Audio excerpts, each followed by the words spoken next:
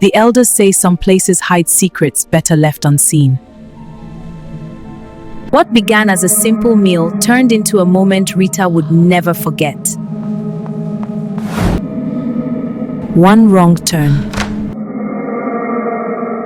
One door pushed open.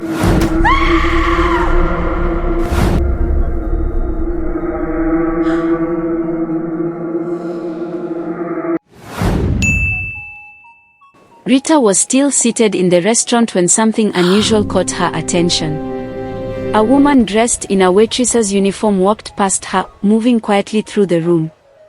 But as Rita watched her closely, her heart skipped. The waitress was holding her own head in her hand. Rita blinked hard, convinced her eyes were playing tricks on her. She leaned forward, trying to see more clearly, but before she could steady her thoughts, the waitress had already disappeared from sight. A strange uneasiness settled in Rita's chest. She tried to ignore it, telling herself it was nothing, but the feeling refused to leave. Moments later, she stood up slowly and decided to follow the direction where she had last seen the waitress go. Something deep inside her warned her to turn back. But curiosity pulled her forward.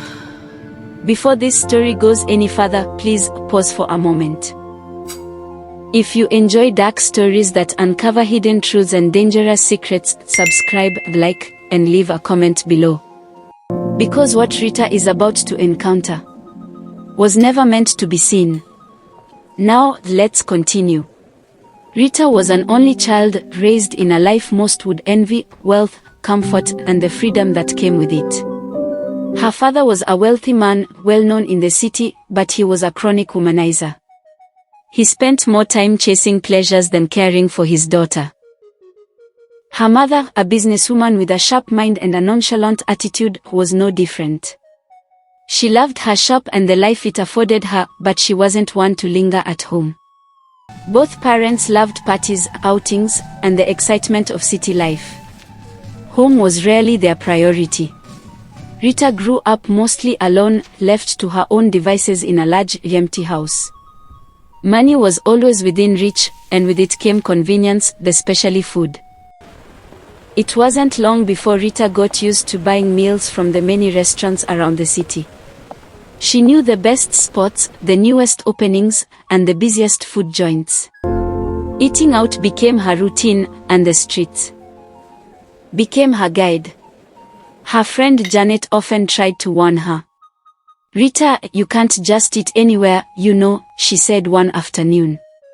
"It's cheaper, safer, and healthier to cook sometimes. Not all these restaurants are clean." Rita would laugh lightly, waving her friend off. "Janet, relax. I'm fine. I've been eating out my whole life. What's the worst that can happen?" But deep down, the habit that had begun as convenience and freedom also made her careless. And it was only a matter of time before that carelessness would lead her into trouble she could never have imagined. Rita had just graduated from university. She was posted to a remote part of the country to teach at a small school as part of her one-year compulsory service. At first, the new environment felt strange and unfamiliar, but it didn't take long before she settled in and grew comfortable with the rhythms of the town. It was here that she met Janet, another graduate posted to the same school. Janet was practical and disciplined, a sharp contrast to Rita's carefree habits. They quickly became close friends, living together like sisters. But while Janet cooked her own meals, bought fresh ingredients, and carefully managed her food, Rita had no experience in cooking. She relied entirely on restaurants and street vendors, exploring each day to find the cheapest, tastiest meals. Janet couldn't help but notice. "Rita," she said one afternoon as they unpacked groceries, "don't you think it's safer and cheaper to cook for yourself sometimes? Not all these restaurants are clean." Rita bristled. "Is it your money? Have I asked you for money? How I live my life isn't your business," she snapped. Janet sighed, sensing her friend wasn't going to change, and decided to let it go. Deep down, she worried about Rita's carelessness, but she could only hope that nothing bad would happen. One afternoon, on their way back from school, a young man approached them. Tall, confident, and immaculately dressed, he greeted them warmly. "Hello, good afternoon. My name is George," he said, his eyes lingering on Rita. "I'd like to speak to you privately if that's okay." Rita hesitated but agreed. George revealed he was a successful businessman with many branches of his company and confessed that he liked her. They exchanged numbers, then soon began speaking regularly over the phone. For Rita, life seemed to be opening up in exciting new ways. But little did she know, her carefree habits, and her trust in any restaurant or vendor, would soon lead her into a situation she would regret forever. Rita's relationship with George had grown quickly. He often took her to fancy, expensive restaurants, and it didn't take long before she found herself falling for him. She loved the attention, the dates, and the thrill of being with a successful man. One afternoon, George decided to visit Rita at home. She welcomed him warmly and offered him a soft drink. As they chatted, George's stomach gave an audible growl. "I'm really hungry," he said, smiling. "I want to taste your cooking. Why don't we go to the market and get ingredients to cook together?" Rita froze. Then, shrugging lightly, she said, "Why bother? Let's just call one of the restaurants and order something delicious. It'll be faster." George frowned. "No, Rita. I want to taste your food." Her cheeks flushed as she confessed the truth.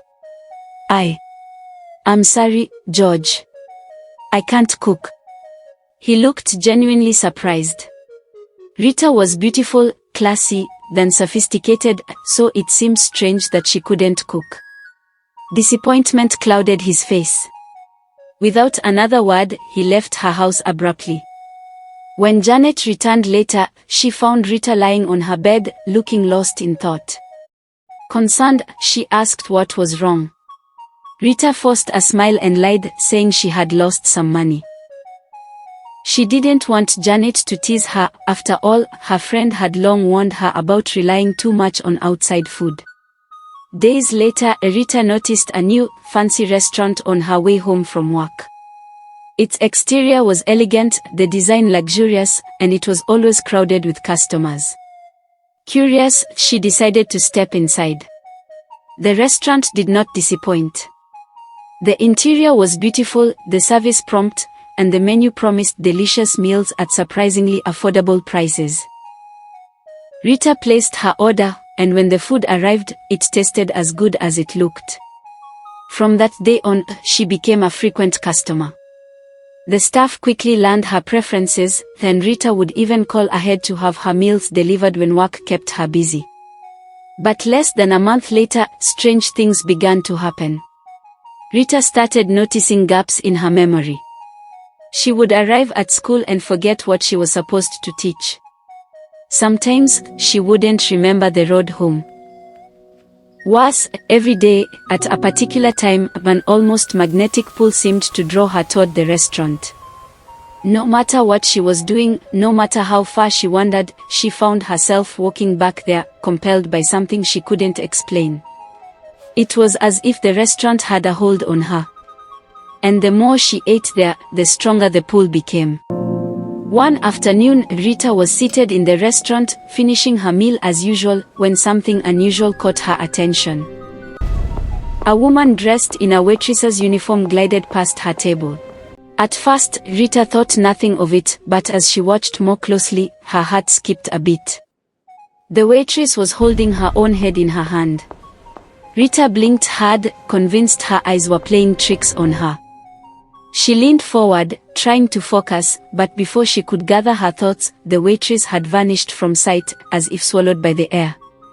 A strange uneasiness settled deep in Rita's chest. She tried to tell herself it was nothing, just a trick of the light. But the feeling refused to leave.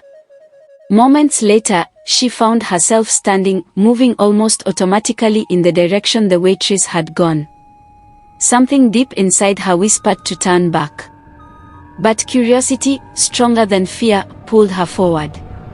Rita stopped halfway, her heart pounding and her mind unsettled. Every instinct screamed at her to turn back, and she decided she should. But as she retraced her steps, her foot caught on something, and she stumbled slightly. In the confusion, she took a wrong turn. Ahead of her was a door she hadn't noticed before. Something about it made her pause, but curiosity, stronger than fear, pushed her to reach for the handle. The moment the door swung open, a chill ran down her spine. What she saw inside made her scream, and before she could even comprehend it fully, darkness overcame her. Rita fainted. When Rita slowly opened her eyes, she found herself in a hospital bed. The sterile smell of antiseptic filled the room, and the soft beeping of a monitor was the only sound. Her parents were already there. Relief and worry etched their faces as they held her hands, murmuring her name. A stranger stood nearby, explaining everything. "I found her lying on the road, unconscious," he said. "I rushed her to the hospital as quickly as I could." Through the stranger, the hospital staff had been able to trace her friend Janet. Janet had immediately called Rita's parents to inform them, and they had rushed straight to the hospital. Rita's mind was still foggy, and she tried to make sense of what had happened. The events leading up to this moment felt like a blur, but one thing was certain: her life had just taken a terrifying turn. For several days, Rita was unable to speak. Her lips moved, forming words that never came out, as if her voice had been stolen by fear itself. She spent most of her time staring into nothing, her eyes wide and haunted, tears constantly slipping down her cheeks. Every now and then, she murmured incoherent phrases, trembling as though reliving the horrors in her mind. Janet and her parents watched helplessly. No amount of comforting words could reach her. It was clear that whatever Rita had experienced had shaken her to the core, more than anyone could imagine. The once confident, carefree girl now seemed fragile, trapped in a nightmare that wouldn't let her speak or forget. One quiet morning, Rita sat up in her bed, her face pale and her eyes wide with terror. Her hands trembled as she suddenly pointed toward the wall, as if she was seeing something invisible yet horrifying. A strangled scream tore from her throat, and then silence. Her parents and Janet rushed to her side, shaking her, calling her name, begging her to wake up. But Rita did not respond. Her body went limp, her eyes still fixed on the unseen horror that had claimed her attention. Tears streamed down Janet's face, and her parents' cries filled the hospital room, but no matter how they tried, Rita could not be brought back. It was as if the fear she had carried for days, the terror from that restaurant and the strange pull it had over her, had finally consumed her completely. The doctors said Rita died from cardiac arrest brought on by extreme shock. But her parents knew that explanation was not enough. Nothing about Rita's death felt normal. After the burial, Rita's mother could not sleep. Every night, she woke up crying, hearing her daughter's scream echo in her ears. Janet was no better. Guilt weighed heavily on her. She had warned Rita countless times about eating outside, about strange places that appeared suddenly and drew people in. 3 days after the burial, Janet received a call from an unknown number. The voice on the other end was old and shaky. "Stop going near that restaurant," the woman said. "If you value your life." Janet's heart raced. "Who is this?" she asked. There was a brief silence before the woman replied, "I am someone who escaped." They agreed to meet that evening at a small roadside church, far away from the restaurant. When Janet arrived, she found an elderly woman seated alone on a wooden bench. Her eyes were sunken, her face lined with fear that never left. The woman introduced herself as Mama Abel. Years ago, she explained, the same restaurant had existed under a different name, in a different location. It always appeared suddenly, beautiful, affordable, always full of customers. And then, after some months, people began to fall sick. Some lost their memories. Some wandered aimlessly. Some died suddenly. My daughter was one of them, Mama Abel said, tears sliding down her cheeks. She ate there every day. Janet's hands trembled. How do you know about Rita? Mama Abel reached into her bag and brought out an old notebook. Inside were names written shakily, some crossed out. Rita's name was there. I watch, Mama Abel said softly. When I see someone start visiting that place too often, I write their name. I pray. Sometimes I can save them. Sometimes I am too late. Janet felt her knees weaken. Mama Abel explained that the restaurant was not run by ordinary people. It was a feeding ground, a place where spiritual entities prepared food infused with bindings. The meals weakened the mind first, then the body, and finally the soul. Once a person saw the truth behind the kitchen, there was no going back. That is why she screamed, Mama Abel said. She saw them. Janet remembered Rita pointing at the hospital wall, screaming at something no one else could see. Her breath caught in her throat. She didn't die in the hospital, Mama Abel added quietly. She died the day she opened that door. That night, Janet told Rita's parents everything. At first, they resisted until Rita's mother remembered something that made her blood run cold. Rita had once joked, laughing nervously.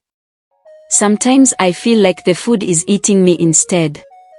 The next morning, they went back to the restaurant. It was gone.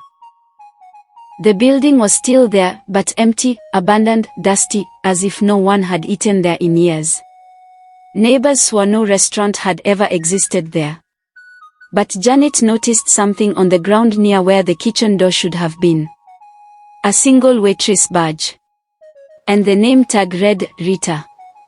Janet dropped it and began to cry. That was when they understood. The restaurant didn't just feed on people. It turned them into part of itself. And somewhere, in another part of the country, it would open again, beautiful, affordable, and waiting for its next victims. Rita's story is a warning to us all. Not every beautiful restaurant is safe. Not every cheap and tasty meal is a blessing. Sometimes, what looks inviting on the outside hides dangers that can destroy lives from within. Be careful where you eat. Be careful what you consume. Because some places take more than your money, they take everything.